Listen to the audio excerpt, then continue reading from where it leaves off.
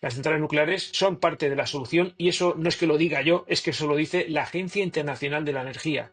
La nuclear es una fuente de generación chunga para la red y cuando hay problemas como el de ayer no puede actuar. Sí, es importante explicarlo esto porque el presidente del gobierno ayer hizo unas declaraciones que son falsas. Hemos salvado al muerto, hemos tenido un infarto, lo hemos salvado, pero si miras la red eléctrica, ojo, estamos en la UCI. El pasado 28 de abril, España sufre un apagón completo de su sistema eléctrico en toda la península, todavía por causas desconocidas. Hoy es el 1 de mayo de 2025. Si veis este vídeo más adelante, puede que ya se sabe por qué o las causas, pero en este momento todavía son desconocidos. Sin embargo, inmediatamente hay un gran debate solar, nuclear, cuáles son las mejores formas de asegurar el suministro de electricidad en la península en un futuro. En este canal hablamos de la movilidad eléctrica y la energía sostenible y, por supuesto, no podemos dejar de hablar de un evento así de importante y qué papel puede jugar la energía sostenible en un futuro para asegurar un suministro aquí en España. Como yo no tengo la capacidad para hablar correctamente de esto, he invitado a dos expertos que me han ayudado a entender esto. Esos son Xavier Cugat, experto en energía fotovoltaica y el sistema eléctrico, y el otro es Alfredo García, mejor conocido como operador nuclear, ya que dedica mucho tiempo a divulgar sobre la energía nuclear y trabaja directamente con ello, es operador de un central nuclear aquí en España. Me encantaría escuchar también tu opinión sobre esto y para eso están los comentarios debajo del vídeo. Únicamente pido un respeto siempre por la gente que viene aquí a compartir su opinión y su conocimiento en el canal. Podemos estar de acuerdo o no en algunas cosas, pero nunca podemos faltarles el respeto. Por lo tanto, comentarios, pero siempre amables. Muchas gracias. Vamos primero ahora con Xavier Cugat. Cuando haces un diagnóstico así de lo que sabemos o no, empezar incluso por las cosas más obvias. Porque a veces hay gente que no es obvio. Primero, se fue la luz, la electricidad, el sistema eléctrico cayó completamente en toda España y Portugal. Probablemente la caída del sistema portugués fue debido a la caída del sistema español. El sistema de facto eléctricamente, el sistema portugués y el español están muy interrelacionados, son prácticamente como el mismo sistema y esto seguramente la caída del sistema español provocó la caída del sistema portugués. Hay que decir que esto solo pasó en la península ibérica, obviamente, porque estamos hablando de todo un sistema eléctrico y los sistemas eléctricos, primero de Canarias, no están obviamente conectados con la península, ellos tienen su sistema no falló y es imposible que fallara por culpa de nuestro sistema, y Baleares sí tiene una cierta interconexión con la península ibérica, pero es capaz de funcionar de manera autónoma y pudo hacerlo rápidamente, desconectarse de la red española, de la red peninsular que estaba exportando en aquel momento hacia Baleares y poder funcionar de manera autónoma, ¿vale? Y esto pasó aproximadamente a las 12:30. Entre 12:30, 12:35, vamos a tardar en saberlo, porque obviamente todo el sistema eléctrico registra todo en velocidades de milisegundos, pero toda la información está dispersa en el sistema eléctrico, está dispersa en cada una de las centrales de generación, cada una, que son miles, está disperso en cada una de las subestaciones de red eléctrica, está en el sistema central de red eléctrica las informaciones más relevantes y recopilar toda esta información y ver qué es lo que pasó exactamente en eventos que pasan en milisegundos es difícil, ¿No? En el momento en que sucedió esto, estábamos exportando energía eléctrica a Francia, estamos exportando 868 megavatios. Para hacernos una idea de qué esto significa en el total, en aquel momento España estaba consumiendo unos 25.000 megavatios en aquel momento. Vale. Esto es relevante porque cuando Francia desconecta, ¿qué sucede? Inmediatamente en el momento que desconecta, y desconectan, desconozco si avisó a Red Eléctrica o no en el momento de la desconexión, pero es automática, y aunque avise de manera automática, estamos hablando que Red Eléctrica está recibiendo la información en el mismo momento que sucede. Esto significa que en aquel momento Red Eléctrica debió detectar que estaba generando 868 megavatios más de los que necesitaba la red eléctrica. Con lo cual Red Eléctrica tenía que frenar ciertas instalaciones eléctricas, ¿vale? ¿Qué es lo que tiene que hacer Red Eléctrica cuando se produce un imbalance? Hay que entender que el sistema eléctrico es algo que tiene que estar generando todo el rato exactamente lo mismo que se consume. Y esto exige que Red Eléctrica tiene control vía informática, vía telemática, porque obviamente a la velocidad en que todo sucede no es posible hacerlo manualmente, salvo algunas cosas que se pueden hacer con más tiempo, pero normalmente todos estos controles son automáticos, ordenadores de Red Eléctrica que dan instrucciones a ordenadores de todas las plantas. Red Eléctrica se supone que debería haber bajado si hay un imbalance, si resulta que es por la demanda, como podría ser este caso, al eliminar la red eléctrica francesa, debería bajar la generación en puntos concretos, no en cualquier lado, porque yo tengo una subestación con unas líneas que tienen una capacidad y una generación que tiene una capacidad, y Red Eléctrica está calculando todo esto a nivel de nodos, y Red Eléctrica tiene aproximadamente unos 650 nodos distribuidos por toda España. Entonces, Obviamente, cuando hay una bajada de demanda en ciertos nodos, se tiene que bajar la producción que están conectados lo más cercano a esos nodos también. o a esos nodos, o si a esos nodos entra producción que viene de otros nodos por las líneas, pues hay que bajar la producción. Y si sube la demanda, hay que o hacerla subir en el nodo con la generación que tenemos en ese nodo, o hacerla llegar a través de las líneas eléctricas que también tienen una capacidad limitada, que se supone que está calculada pues para poder funcionar a toda eventualidad, ¿no? Vale, entonces hay un reto en hacer un balance en caso de que de repente haya más demanda o haya más producción. Entonces hay que hacer un balanceo en los nodos cercanos a donde se produce ese imbalance, y eso es un reto que puede ser, si no la causa, pues un factor en todo esto. Un factor, a ver, voy a decir una cosa que va a resultar un poco rompedora, pero a ver, me voy a lanzar un poco a la piscina. Cuando se va todo un sistema eléctrico, el responsable del sistema eléctrico es Red Eléctrica, el operador del sistema. Por lo Bueno, tanto, antes de llamar y empezar a hablar de responsabilidades, creo que deberíamos establecer las sí. causas. ¿Qué es lo que puede haber pasado en eso? Primero, Lo pues que un quiero, imbalance. lo que quiero decirte, Lars, es que constantemente toda red eléctrica tiene fallos. O sea, Sí. estamos hablando de decenas de miles de kilómetros de redes, 650 subestaciones, miles de plantas de generación, y obviamente siempre hay fallos. Ujú. Y la red eléctrica está normalmente preparado para todo tipo de fallos. O sea, por poner un ejemplo, las plantas se pueden estropear estando en marcha. Y la red eléctrica tiene que ser capaz de compensar esto. Por poner un ejemplo de lo más bruto que puede pasar en el sistema eléctrico, es que se te vayan 1000 megavatios de generación de golpe. Esto es lo más grande que puede pasar en España, que es básicamente que se te vaya una nuclear de golpe, sin tenerlo programado. Y esto el año pasado sucedió 9 veces y nadie se quedó sin luz. Y Ujú. no es ninguna crítica a las nucleares, porque que fallen las centrales, pues es algo normal, que entra dentro de lo habitual, y el sistema eléctrico pues tiene que estar diseñado pues para soportar estos fallos, ¿no? Y realmente lo soporta. He puesto el ejemplo de la nuclear porque es la que más potencia no se elimina de la red de golpe cuando tiene algún problema, ¿no? Estos días pasados y ayer han sido unos días muy malos para los propietarios de las centrales eólicas y fotovoltaicas. Han sido muy malos Ujú. porque no podían, la red, pues no entraba, igual que la nuclear, tampoco entró toda en mercado eléctrico, tampoco entraron centrales eólicas y centrales solares. Esto significa que la solar y la eólica, sobre todo en las horas solares, estaba generando por debajo de la capacidad que podía generar. Ujú. Esto, que es malo para los propietarios de las centrales eléctricas, es bueno para el operador del sistema, porque significa que si tiene un problema en el que necesita más potencia, puede perfectamente utilizar las centrales fotovoltaicas y las eólicas para pedirles más potencia, porque Ujú. realmente tienen más, en caso de emergencia, pues les puede pedir más potencia. Obviamente siempre les puede pedir menos, y la reacción de las eólicas y las fotovoltaicas es en cuestión de milisegundos.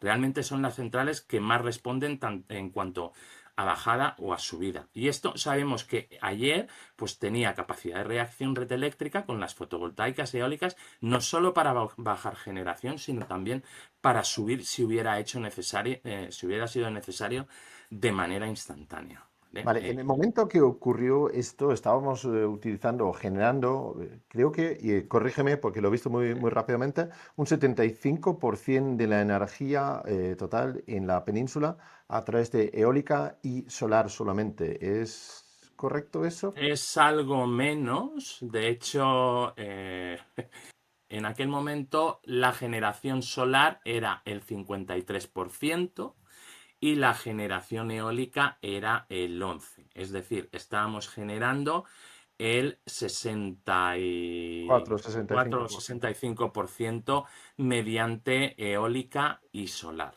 lo Ujú. cual no es ningún problema porque muchas veces hemos generado mucho más que eso. Depende Pero también. Dime. además de eso, había una capacidad adicional, porque ayer era un día estupendo para los renovables, era un día soleado en prácticamente toda España, había algo de viento, pero no demasiado, ¿no? Entonces, como bien dices, había capacidad de generar más si hiciera falta. No Eh, solo en esto, también en la hidráulica, que es de reacción muy rápida y de reacción algo más lenta, los ciclos combinados. ujú. Entonces, teníamos capacidad en el sistema para generar, por lo tanto, no debería ser un problema si en algún momento hubiera una subida de demanda por lo que sea, ¿no? Entonces, el sistema No. estaría capacitado para aumentar la producción. Estaba capacitado para aumentar la producción y también si había una bajada de demanda, tampoco con la cantidad de solar y eólica que teníamos, que se pueden bajar a una velocidad muy rápida, incluyendo la hidráulica, que teníamos más de 3.000 megavatios de hidráulica, tampoco debería haber problema para haber bajado la capacidad de generación. Sí, Esto es el meollo, porque hemos oído hablar de sí, fluctuaciones de frecuencia, de muchas sí, cosas, pero en sí. realidad todas estas cosas se producen cuando no está balanceada la demanda con la generación. Vale, la frecuencia, corrígeme si me equivoco, Xavier, a ver si lo entiendo correctamente. Sí. Estamos generando electricidad en España a 50 hercios, Mm, en, lo cual significa básicamente que cualquier objeto que gira y genera energía tiene que girar a 50 hercios y sí. necesitamos que se mantenga eso muy constante, vamos, un hercio para arriba, para abajo y eso ya descuadra totalmente, ¿no? Tiene que ser entre Bueno, el un 0. hercio es una variación brutal, Sí, brutal. Tiene efectivamente. que ser 0,2, 0,05, muy bajas variaciones, ¿verdad? Sí. Red eléctrica trabaja con 3 dígitos, o Tres sea, dígitos. 50,000. Esto es. Esa es la resolución con la que trabajamos en el sistema eléctrico. Por lo tanto, se necesita que la inercia de todo eso se mantenga muy constante en todos los aparatos que están generando energía. En Ujú. caso de que se genera de más energía, pues esa frecuencia tiende a subir levemente. Si se genera de menos, pues baja y el sistema tiene que compensar, ¿verdad? Efectivamente, es como un motor. Si yo estoy metiendo 100 kilovatios en un motor eléctrico y freno, le pongo algo que frena más, pues el motor se para, con lo cual la frecuencia disminuye. O sea, cuando genero de menos, la frecuencia disminuye. Cuando genero de más, se acelera el motor y la frecuencia aumenta. Ujú. Entonces, según lo que entiendo, lo que dice la gente es que puede haber una variación importante en la frecuencia, lo cual ha hecho que el sistema ha caído en cascada y eso es lo que pudo haber causado lo que hemos visto ayer. Sí, Eso es una teoría, pero no sé si tiene absolutamente nada sí, de tiene peso. sentido, pero la variación de frecuencia es la consecuencia de un imbalance. Un Ujú. imbalance por que hay más demanda que generación o más generación que demanda. Entonces, estamos Y hablando de detalles que realmente no tienen la importancia es el origen, el imbalance que se ha causado por algo. por qué se produjo, Ujú. efectivamente. Entonces, el balance puede ser por mayor demanda o mayor producción. También podría ser por dificultad de distribuir, porque pues, los cables que realmente tienen que transportar entre los nodos tienen en algún momento problema de transportar la energía. Sí podría ser que hubiera habido un problema en una línea eléctrica, lo cual obviamente pues produce alteraciones en el sistema y produce que en algún nodo pues pueda haber más demanda que generación o menos demanda que generación y que se transmita este problema en cascada. Pero yo, si me dejas, quisiera entrar en un poco del tema este de la inercia, porque he visto mucho en redes hablar de la inercia y hoy en Twitter tenía alguien que me dices que la inercia era muy baja y me señala lo que se estaba produciendo en aquel momento con un circulito, el ciclo combinado de gas, 963 megavatios. Y es que en aquel momento la inercia del sistema, y ahora explicaré un poco lo de la inercia, en aquel momento eran 10.000 megavatios la inercia del sistema. Es decir, aproximadamente el 40% del sistema tenía inercia real, lo cual es más que suficiente. Primero, una cosa que no sabemos es si el problema ha sido de inercia. Y esto ya lo digo así. Quien Antes diga... de eso, explícanos lo que es la inercia, porque es importante. Vale, te explico lo que es la inercia. Normalmente cuando yo genero en el tipo de generación clásica, que es la térmica o la hidráulica, y la térmica, la fuente del calor puede ser mil cosas, puede ser desde el átomo, puede ser que estoy quemando madera, o puede ser la energía del agua en el caso de hidráulica. Lo que tengo es un generador, que es una máquina que tiene un peso que es proporcional a la potencia que va a suministrar. Y obviamente mover todo esto, empezarlo a mover, cuesta, y frenarlo cuesta. Y esto está conectado directamente a la red eléctrica. Y por lo tanto, cuando el sistema tiende a bajar o a subir la frecuencia, también cuesta que baje o suba la frecuencia, debido a que hay unos sistemas que por física, por masa, porque ahí tiene una masa determinada, pues cuesta que bajen o suban su frecuencia. Y es decir, aminoran estos problemas, ¿vale? En toda red se espera que haya una determinada inercia. Una cantidad de dispositivos girando a la frecuencia deseada, y esa es la inercia total del sistema. Y la inercia es justo cuando cambia la frecuencia hacia arriba o hacia abajo. Estos sistemas, como tienen inercia, empujan el sistema en dirección contraria hacia donde se está yendo. Es decir, si yo tengo la frecuencia que está bajando, tardará un poco, porque habrá unos sistemas que estarán, como tienen inercia, tardan un tiempo en bajar. Y si resulta que está subiendo, pues yo tardo un rato en subir, ¿vale? Bueno, entonces la inercia, mantienen el sistema, estabilidad del sistema, básicamente. el único que sabe si la inercia era adecuada o inadecuada en aquel momento es Red Eléctrica, que es el que tiene los datos de lo que estaba sucediendo en las subestaciones y en los nodos. Pero sí podemos concluir que 10.000 megavatios que teníamos de inercia, porque en aquel momento teníamos con inercia real 3.387 megavatios de nuclear, 3.172 megavatios de hidráulica. Es inercia, la hidráulica, la nuclear también.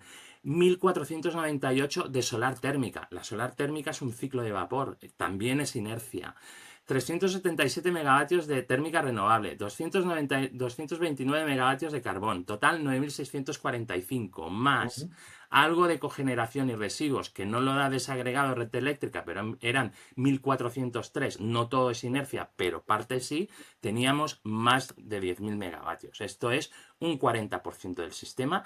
Sin un análisis nodal parece una cantidad de inercia del sistema bastante saludable. ¿Qué pasa con la eólica y la solar? La eólica y la solar apareció en un momento donde, bueno, era un complemento al sistema eléctrico y usaba un sistema que se llama grid following. Es decir, simplemente sigue la red.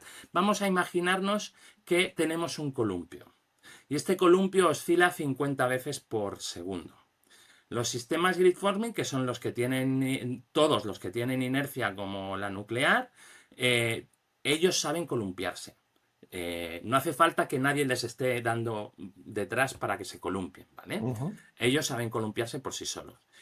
La eólica y la fotovoltaica, en principio, como eran poco, se decidió, y era en aquel momento técnicamente complejo, hace 20 años, se decidió pues, que fueran grid forming. Total, no son mucho, pues pueden ser grid forming. Grid forming significa que yo me balanceo, pero me balanceo a lo que tú me empujes. Tiene que haber alguien empujándole, y el que le empuja es la inercia esta de la que estábamos hablando en el sistema. Esto significa que si la frecuencia del sistema sube, ellos suben la frecuencia porque están sincronizados. Y si la frecuencia del sistema baja, ellos bajan. Ellos no pueden alterar la frecuencia del sistema, no pueden subirla ni pueden bajarla. Pero tampoco pueden mantenerla, porque tampoco pueden mantenerla. Vale. Esto es el sistema clásico que teníamos hace 20 años y que es el que tenemos en España, ¿vale?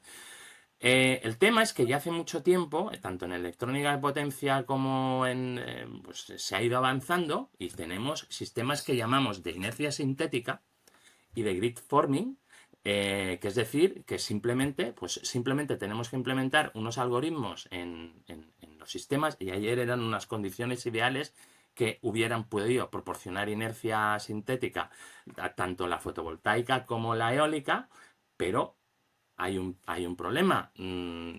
Cualquier cosa que se conecta en la red eléctrica española, cualquier planta de generación, tiene que seguir exactamente las normas que dicta red eléctrica. No se puede inventar nada. Yo puedo ir y decir, quiero conectar una planta solar y tendrá grid following. Oye, red eléctrica es mucho mejor. Red eléctrica te va a decir, no, no, no, no, no, esto es muy chungo, porque yo controlo la red y se puede ir la red de toda España. Claro, tú dirás, hombre, ¿cómo se va a ir la red de toda España? Hasta ayer a las 12:32. Esto no ha pasado nunca. Red eléctrica te dice, los experimentos en tu casa y con gaseosa. Cuando yo quiera grid forming y inercia sintética, yo te haré un procedimiento de operación y te pediré inercia sintética y grid forming. Red eléctrica no tiene ningún procedimiento con la cantidad de generación que tenemos en los que pida inercia sintética a las plantas de renovables o al menos una parte de ellas. Para mí esto es un problema que deberíamos tener en cuenta, y hay otro tema que es que tenemos baterías que se van a conectar a la red y las baterías pueden ayudar muchísimo porque son capaces de consumir o generar en milisegundos, pero se van a conectar exactamente igual que la eólica y la fotovoltaica en este momento. No Pero, estoy diciendo que este sea el problema, ¿eh? no, pero es, Pero es bueno, una explicación de que, decir, hay gente que habla como que la fotovoltaica y la eólica no tengan inercia, es algo inevitable. No es inevitable. O sea, la eólica y la fotovoltaica pueden tener inercia, pero tendrán inercia cuando lo pida el operador de red. No lo ha pedido nunca. No lo ha pedido nunca. Entonces, ¿y podría haber ayudado? Sí. ¿Es la causa? No lo sabemos. Quien diga que es la causa, pues está diciendo cosas que no sabe porque no tiene los datos. Porque, como te decía, los cálculos de problemas de inercia hay que hacerlos a nivel de nodo. Y nadie tiene la información de lo que ha sucedido en los nodos eléctricos, que para entendernos son las subestaciones, los nodos, excepto red eléctrica. vale, entonces, varias teorías. Una subida o bajada de demanda con respecto a lo que se está haciendo, una subida o bajada de la producción según lo que se está demandando.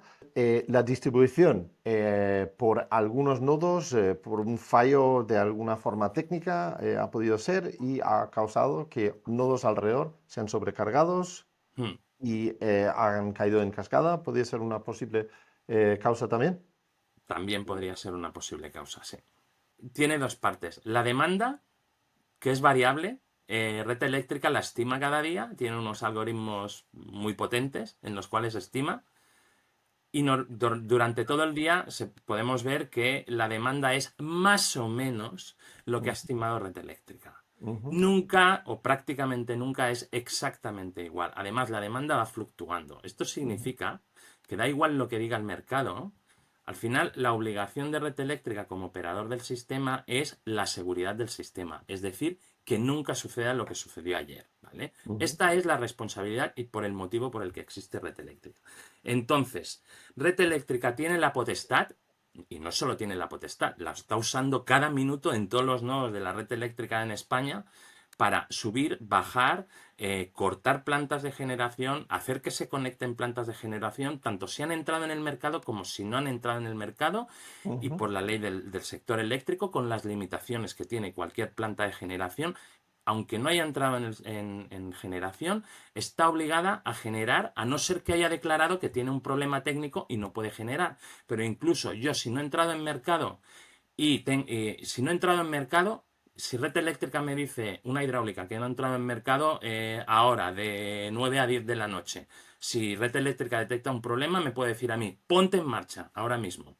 Me lo dice automáticamente, por vía informática, y me tengo que poner en marcha. Si le digo, no me puedo poner en marcha, porque es que ¿sabes qué pasa? Estoy estropeada, tienes un problema. Porque si estás estropeada, en el momento que te estropeas, aunque no generas, tienes que avisar a red eléctrica para que recalcule el sistema automáticamente, que ya no puede contar con esa generación en caso de que haya algún problema. Entiendo, entonces, sea cual sea la causa, lo que hay técnicamente detrás, lo que dices es que la red eléctrica como organismo tiene que compensar, tiene que saber dónde sacar la energía, dónde generar la energía en cualquier momento. Efectivamente. Y esto significa que tú no puedes controlar la demanda porque la demanda es incontrolable, la puedes estimar o no, pero lo que sí puede Red Eléctrica es controlar la generación. Y lo hace.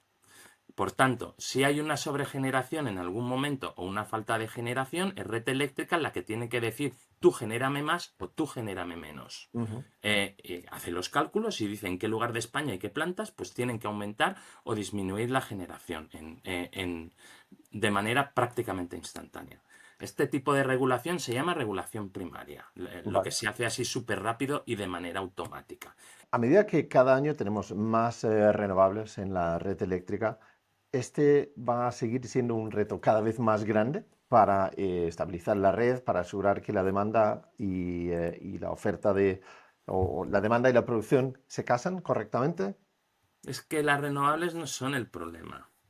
Las No, no, no renovables... digo eso, pero digo, Sí, es un reto técnico cada vez mayor en ese sentido, en juntar la demanda y la producción.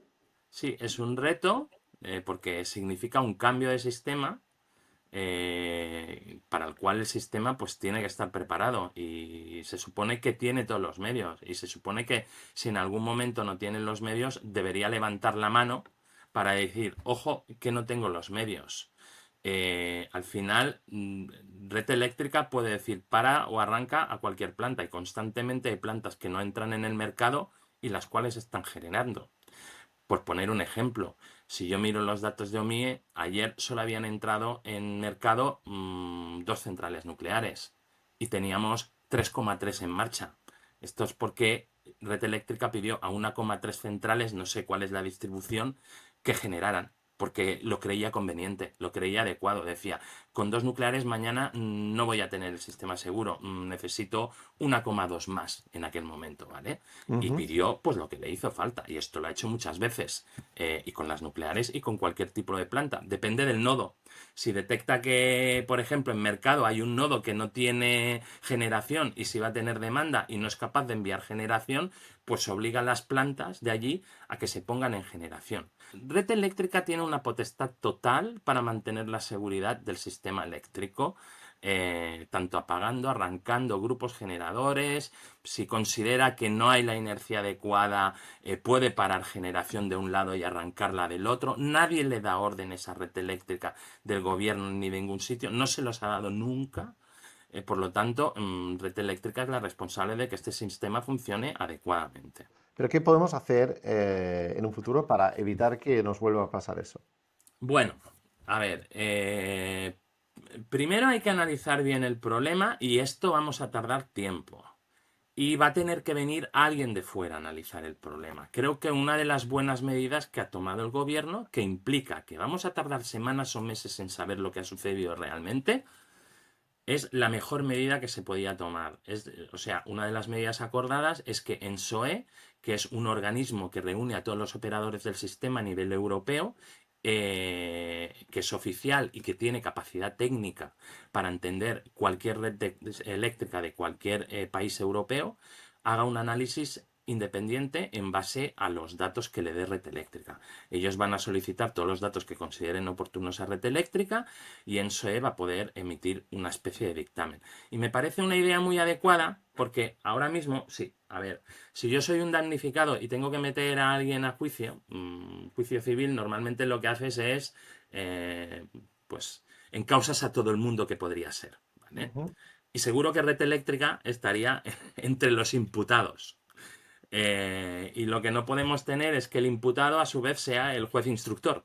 Ujú, ujú. Es un poco complicado. Entonces, por eso me parece una medida indicada que un ente técnico externo, que por suerte tenemos en la Unión Europea, que es ENSOE, tome cartas en el asunto y haga una evaluación independiente. Además, son muy buenos, tienen muchos documentos técnicos de gran profundidad. Sí. Teniendo en cuenta hacia dónde vamos, esto no va a cambiar.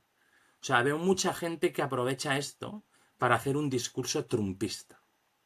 El discurso trumpista es, ¡buah! Necesitamos las nucleares. Bueno, ¿qué quieres que te diga? ¿Sabes por qué no están las nucleares hoy generando? Porque son inflexibles. Y si ayer hubiéramos, desde luego, si Red Eléctrica tiene un problema para subir o bajar la generación en milisegundos o segundos, sabe con quién no cuenta, con las nucleares. Es decir, quien no podía haber solucionado el problema ayer de un imbalance de demanda es la nuclear. Porque la nuclear no es capaz de aumentar en la velocidad de segundos la generación. Normalmente no lo es porque está funcionando a tope, además, pero ayer había nucleares no funcionando a tope, pero tarda muchas horas en aumentar la generación de una nuclear y también tarda muchas horas en bajar la generación de una nuclear, a no ser que la pares de golpe. La puedes parar de golpe y entonces te baja a cero de golpe. Entonces, el plan de cierre de las nucleares va a suceder tal como está previsto, porque es lo adecuado hacia donde avanza el sistema y lo que hay que establecer son nuevas medidas. ¿Hacia dónde vamos? Pues tenemos mucho almacenamiento en tramitación. Tenemos pues 25.000 megavatios en almacenamiento en diferentes estados de tramitación. Si ayer hubiéramos tenido 25.000 megavatios de almacenamiento, da igual la capacidad que tenga el almacenamiento, porque estamos hablando de segundos o minutos de perturbación, con un procedimiento de operación que hubiera permitido el grid forming y la inercia sintética en los sistemas de almacenamiento, lo que he explicado antes, que supieran solas balancearse en el columpio. Ayer muy probablemente no hubiéramos tenido, si se hubiera gestionado bien por parte de Red Eléctrica, no hubiéramos tenido el problema que tenemos. Por lo tanto, yo creo que es de máxima urgencia todo esto, acelerarlo, pero también hacerlo bien y acelerar a los procedimientos de operación que pueden permitir que estas baterías actúen en la red para solucionar esto. Además, tenemos otros efectos benéficos de las baterías, como son pues toda esta generación fotovoltaica y eólica que no está entrando estos días y que va a ir entrando más con el tiempo, ni lo podemos dudar que vamos a seguir teniendo la misma o más generación eólica o fotovoltaica, pues además mover momentos en los que no puede generar al 100% como en estos momentos, que sí pueda generar al 100% y se pueda mover parte de esta generación a horario nocturno. Entonces tenemos un doble beneficio con esto. ¿No se podría con nucleares establecer bueno, no sé cómo se llama en castellano, el base load un poco más alto para que la El flexibilidad... base load, Sí. perdona, Lars, el base load es hacer de un problema una virtud. Voy a ser muy claro con esto. La nuclear es una fuente de generación chunga para la red. Es una fuente de generación chunga porque no es flexible. Y cuando hay problemas como el de ayer, no puede actuar. Y cuando hay que levantar una red eléctrica como estamos levantando ahora, hoy teníamos fotovoltaica, hoy teníamos eólica sin inercia, pero no teníamos nuclear. ¿Y sabes por qué no teníamos nuclear? Porque obviamente estamos en un momento delicado. Hemos salvado al muerto, hemos tenido un infarto, lo hemos salvado. Pero si miras la red eléctrica, ojo, estamos en la UCI. Y estar en la UCI significa que Red Eléctrica, que es el médico, tiene máxima cautela. Y eso significa que solo deja entrar fuentes de generación que sean súper flexibles. Por ejemplo, el ciclo combinado es flexible, no es súper flexible. Tampoco es, pero está en el sistema y está siendo una base importante. La nuclear no está porque va a tardar y segura hoy no va a estar. Igual mañana tampoco está. Y igual tardamos días en ver la nuclear empezar a generar, porque es una fuente problemática. ¿Para qué quiero lo que necesito yo? ¿Por qué voy a querer una base en un mundo en donde cada vez tenemos más solar y eólica? Lo que tenemos que hacer es ir adaptando los códigos técnicos para que esta solar y eólica pueda dar más solidez al sistema eléctrico del que está dando y pueda seguir mejorando la red eléctrica junto con el almacenamiento. Ese es el camino. Bueno, solo voy a insistir y ya me puedes Sí, rebatirlo, pero insisto. tener una base, sabemos que la demanda nunca va a ser cero, siempre va a haber un mínimo aquí. Tener eso cubierto con una base significará que los demás tienen que fluctuar menos, ¿no? No significa que tienen que fluctuar más los demás. Tener una base significa que todos los demás tienen que trabajar más, que tienen que fluctuar más. Es decir, si yo te voy a poner un ejemplo extremo. Si yo cada día estoy entre 20 y 40.000 megavatios, voy a poner unos números relativamente correctos del sistema, significa que todas las fuentes tienen que ser capaces de oscilar entre el 50 y el 100%. Ujú. Si yo pongo una base de 20.000 megavatios, ¿entre cuánto oscilan las fuentes? Entre Entre el 0 0 y y el 100%. 100%. Ujú. Por lo tanto, poner una base es crear más problemas al sistema eléctrico, no quitárselos. Estás obligando a que el resto de fuentes trabajen mucho más, con lo cual aumentas la posibilidad de fallos. Este pensamiento clásico es un poco absurdo. Yo realmente siempre he estado sorprendido de esto de ver la base como algo positivo. La base es hacer de un problema que tiene la nuclear, que son dos, uno técnico y otro económico. O sea, la nuclear, el problema económico es como las renovables. Yo creo que no Puedes, vayamos a entrar en el problema vale, económico de los bueno, nucleares, ya creo que vamos a ceñirnos al problema que hemos tenido, sí, que claramente ha sido técnico, sí, sí. ¿no? Bueno, pues Entonces, esto. ¿Qué te decía? Xavier, yo creo que hemos abarcado un poco todo y está claro que las causas todavía se desconocen y pueden tardar en conocerse. Xavier señala claramente al responsable como la red eléctrica, como el organismo que tiene que... Como el que tiene más posibilidades, perdona, Lars. Sí, No puedo señalar ningún responsable sin porque saber la voy a causa. decir lo mismo que los otros. Pero por defecto, cuando se cae un sistema eléctrico, el responsable es el operador del sistema. Con lo cual, es el que tiene más números de ser el responsable, sí. Vale, pues no lo señala claramente, le da un par de puntos extras. Sí. No ve al nuclear como ninguna ventaja en situaciones así y tenemos que seguir reforzando la red con baterías, con más almacenamiento que puede responder en casos así. ¿Es todo eso más o menos correctamente resumido, Xavier? Muy correcto, Lars, muy correcto. Está conmigo aquí Alfredo García, más conocido como operador nuclear. Alfredo, muchas gracias por venir aquí. ¿Qué tal? ¿Cómo estás? ¿Cómo están arrancando esos nucleares después de ese apagón? Hola Lars, un placer estar contigo. Pues bueno, están en proceso de arranque, hay varios reactores que van a arrancar en las próximas horas. Es un arranque lento, las centrales nucleares tienen mucha inercia, pero al mismo tiempo tienen una velocidad muy lenta de arranque. Están diseñadas para proporcionar estabilidad a la red eléctrica, pero al mismo tiempo su proceso de arranque dura unas horas, aproximadamente 24 horas. Vale, perfecto. Quizás nos puedes ayudar a entender un poco qué papel juega la energía nuclear para pues evitar que pase algo como lo que ha pasado el pasado 28 de abril. Las centrales nucleares es de lo que se llaman, entra dentro del grupo de lo que se llaman generadores síncronos. Es decir, tienen generadores eléctricos que están sincronizados con la red eléctrica, que tienen una enorme inercia, tienen una masa gigantesca. El generador eléctrico de las centrales nucleares es como un autocar enorme que tiene en torno a 1.000 megavatios de potencia, mucha masa y al mismo tiempo pues mucha capacidad de absorber y de amortiguar pequeñas oscilaciones que se produzcan en la red eléctrica. Eso tiene un factor muy importante para evitar este tipo de situaciones que nos han pasado. Estábamos en una situación en la que teníamos una altísima producción renovable, en torno al 78%, de hecho el 60% era solar fotovoltaica, había mucho sol y se estaba produciendo mucha electricidad con sol ese lunes pasado, y teníamos muy poca potencia firme con gran inercia, como son las centrales nucleares, que estaban a mitad paradas, por motivos que si quieres luego analizaremos, pero que tampoco teníamos centrales hidroeléctricas en funcionamiento apenas y centrales de ciclo combinado, que todas ellas podrían haber ayudado a tener más inercia y poder absorber esa oscilación que se produjo inicialmente. No se puede asegurar que eso habría evitado los problemas, pero seguramente habría sido menos probable que hubieran ocurrido. Entonces, ¿el problema que hemos tenido el lunes pasado ha sido por la generación o ha sido por la distribución de la energía? Yo creo que ha sido un tema de generación. Teníamos muy poca generación síncrona y mucha generación que no tiene capacidad para absorber esas variaciones.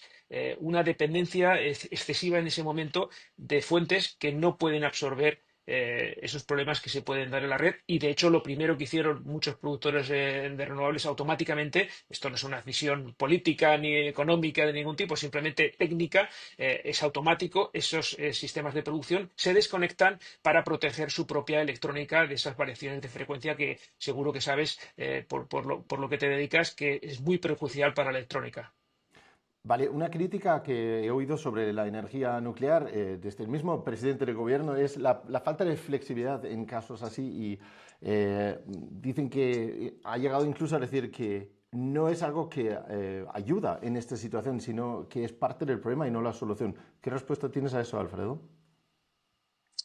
Bueno, realmente quien dice eso creo que no conoce cómo funciona una red eléctrica. Las centrales nucleares, como te decía, aportan estabilidad a la red eléctrica, ¿no? Entonces, en estas situaciones, lo que dan es mayor fiabilidad ante este tipo de efectos. Por eso, por ejemplo, una situación así es mucho más complicado que se produzca en países como Francia, que tiene una potencia nuclear elevadísima, el 70% de su producción eléctrica, o Suiza, que no, que tiene 5 reactores nucleares pero que al mismo tiempo tiene una alta producción de hidroeléctrica que también es síncrona, ¿no? Cuando nos hablan a veces de que bueno, otros países tienen un 100% renovables, hay que tener mucho cuidado con lo que se dice, porque sí, Noruega tiene prácticamente un 100% renovables, pero casi todas esas renovables es energía hidráulica y la energía hidráulica, pues como decíamos antes, es una energía que aporta estabilidad a la red, ¿no? Entonces, no existe ningún país grande que tenga un 100% renovables con eólica y solar, como se supone que algún día quieren que tengamos en España, y creo que es un auténtico suicidio hacer eso porque hay que apostar por las renovables. Las renovables tienen un papel, van a tener un papel importantísimo en nuestra red eléctrica. Yo incluso apuesto a que proporcionen entre el 70 e incluso hasta el 80% de la energía eléctrica como media, pero necesitamos una potencia firme que eso, para conseguirlo con bajas emisiones, pues va a ser la energía nuclear. ¿Qué pasa en el momento que haya una desconexión, un apagón en un central nuclear? Porque un central nuclear también necesita energía para estar funcionando correctamente. ¿Qué pasa en ese momento, justamente cuando se cae toda la red? Sí, es importante explicarlo esto porque el presidente del gobierno ayer hizo unas declaraciones que son falsas, ¿no? Las centrales nucleares, él decía que fueron un problema porque en el momento de parar se necesitaban grandes cantidades de energía para refrigerar y mantener estables sus reactores. Bueno, vamos a explicarlo bien. Las centrales nucleares, cuando están funcionando, proporcionando potencia a la red, a partir de incluso del 15% de potencia aproximadamente, pasan a autoalimentarse, es decir, que pasan a producir parte de la energía eléctrica que producen es para alimentar sus propios equipos, bombas, sistemas de refrigeración, sistemas de seguridad, todo eso se alimenta desde la propia central, ¿no? Es autónoma en ese sentido. Pero claro, cuando una central para, esas bombas que refrigeran el reactor, que refrigeran los equipos y los aires acondicionados, etcétera, todos esos sistemas necesitan energía eléctrica y la central no los está produciendo. Y entonces se alimenta del exterior. Pero claro, si en el exterior, en la red eléctrica, no hay tensión, tiene que haber un plan B. Y el plan B, por supuesto, existe, que son los generadores diésel de emergencia que tienen todas las centrales nucleares y que además son redundantes. Es decir, que como mínimo tienen dos e incluso tres, que cada uno es del 100% de capacidad. Esos generadores diésel arrancan automáticamente en menos de 13 segundos, por nuestros protocolos, en menos de 13 segundos tienen que ser capaces de tener la tensión y la frecuencia adecuada para empezar a alimentar cargas. Esas cargas que son las bombas que refrigeran el reactor, que mantienen estable el reactor, pero al mismo tiempo todos los sistemas de seguridad. Es decir, si en ese momento se produjera un accidente nuclear de cualquier tipo, con uno de esos solos diésel, con uno solo de esos diésel podríamos hacer frente a ese accidente porque todos los sistemas de seguridad también son redundantes, es decir, todos se alimentan de ese mismo diésel. Pero es que al mismo tiempo hay otro tren de diésel con otro generador eléctrico y otro diésel que alimenta a otro tren de sistemas de seguridad redundantes, ¿no? Todo eso está preparado. ¿Y qué es lo que ocurrió el otro día? Pues simplemente que al caer la red, las centrales nucleares no podían alimentarse del exterior y automáticamente entraron los generadores diésel de emergencia, acoplaron, empezaron a alimentar cargas y las centrales estuvieron alimentadas perfectamente todo el tiempo necesario hasta que llegó un momento en que la red ya se empezó a recuperar por la tarde y entonces ya empezaron a consumir de la red, pero no como una carga, sino simplemente, pues bueno, como un consumidor más. Perfecto, entonces ningún peligro, ningún problema, tampoco necesita o requiere más de la red en caso de una desconexión, simplemente llegan a funcionar de forma desconectada y ya está. Pero luego hay un procesamiento, un proceso de apagado que ahora, día después, pues tienen que volver a arrancar, ¿verdad? Sí, correcto, sí. La parada automática de un reactor nuclear es extremadamente rápida. En un reactor de agua a presión como el que yo trabajo en ASCO, en menos de 3 segundos se insertan las barras de control, se detiene la reacción en cadena y el reactor ya es lo que se llama subcrítico, es decir, que ya no hay una reacción en cadena de fisión sostenida, Por lo tanto, lo único que queda dentro del reactor es calor residual, porque hay productos de fisión y eso es lo que hay que refrigerar. En el momento que queremos arrancar, lo que tenemos que hacer es el proceso inverso, extraer las barras de control, pero lógicamente eso es un proceso que lleva más tiempo y se tiene que hacer con un periodo de bueno, aproximadamente 24 horas. Se puede hacer un poquito más rápido, 14, 13, 14 horas, pero es el proceso que se va haciendo por el diseño que tenemos en estos reactores. Hay reactores que pueden hacerlo muchísimo más rápido. En Francia los reactores tienen capacidad de adaptarse rápidamente a la demanda, con cambios de hasta 60, el último reactor tiene cambios de hasta 60 megavatios por minuto de subida y de bajada. Esto ya es competitivo incluso con las centrales de ciclo combinado de gas. Y ese sistema que permite esos cambios rápidos de potencia se puede instalar en las centrales nucleares españolas, pero no se ha instalado simplemente porque hasta ahora no ha sido necesario. Se está hablando incluso dentro del sector nuclear de instalar esos sistemas, pero lógicamente eso estaría ligado a la continuidad de las centrales nucleares. Si cierran, nadie va a invertir en ese tipo de sistemas. Pero creo que es muy importante saberlo porque como siempre digo que el gas es el rival tecnológico y económico de las centrales nucleares, los ciclos combinados, pues las centrales nucleares podrían adaptarse a esa variabilidad de las renovables para subir y bajar potencia con velocidad si se instalan esos sistemas adicionales. Entiendo entonces que lo que propones o lo que indicas es que el nuclear crea un nivel base y luego los variables por encima serían más bien renovables, ¿verdad? Sí, sí, pero eso en el caso en el que estamos ahora, es decir, si pudiéramos tener incluso más potencia nuclear, los reactores adicionales que se instalaran ya tendrían esa capacidad de seguimiento de carga, con lo cual un día podrían estar dando el 100% de potencia y al día siguiente el 30%, pero con una variación de minutos, ¿no? Entre una potencia y la otra, ¿no? Eso es lo que están proponiendo la mayoría de los países avanzados del mundo. Todos los reactores que se instalan actualmente tienen esa capacidad de seguimiento de carga, que se llama, y con esos cambios tan rápidos. Los reactores que ha instalado Emiratos Árabes, por ejemplo, los 4 reactores APR400, 1400 son de surcoreanos, 1400 megavatios cada uno, 4 reactores, tienen capacidad de seguimiento de carga muy rápido. Entonces, lo que se dice, que los nucleares no son parte de la solución, sino parte del problema, es una decisión política, no tiene nada que ver con la tecnología. ¿Es así, Alfredo? Bueno, yo creo que simplemente es un argumento político porque el programa electoral de este señor dice que las centrales nucleares tienen que cerrar porque a él le interesa o su partido le interesa por motivos que tampoco puedo entrar en ello, ¿no? Son decisiones políticas y argumentos políticos. Las centrales nucleares son parte de la solución y eso no es que lo diga yo, es que eso lo dice la Agencia Internacional de la Energía. Es muy importante que esto quede muy claro. La Agencia Internacional de la Energía, y no hablo de la energía atómica, hablo de todas las energías, dice que la energía nuclear es necesaria para conseguir los objetivos climáticos. Pero es que lo dice también las COPs. La última COP, la penúltima, la 28, ya entró por primera vez la energía nuclear como una de las tecnologías necesarias para mitigar el calentamiento global. Lo están diciendo organismos nacionales, organismos internacionales, los colegios de ingenieros de toda España lo están diciendo, sin energía nuclear no vamos a conseguir los objetivos climáticos. Sin renovables tampoco, evidentemente, por eso necesitamos las dos. Vale, Alfredo, solamente te quería agradecer el tiempo prestado. Aquí entiendo que son días de máxima ocupación para ti y el hecho de que me hayas dedicado esta media hora para explicarnos un poco el papel de los nucleares en esta situación extraordinaria. Te lo agradezco mucho y el día que estés por aquí en Madrid, espero que tengas un momento para sentarte aquí conmigo y podemos hablar en profundidad cómo debería ser el futuro energético de España.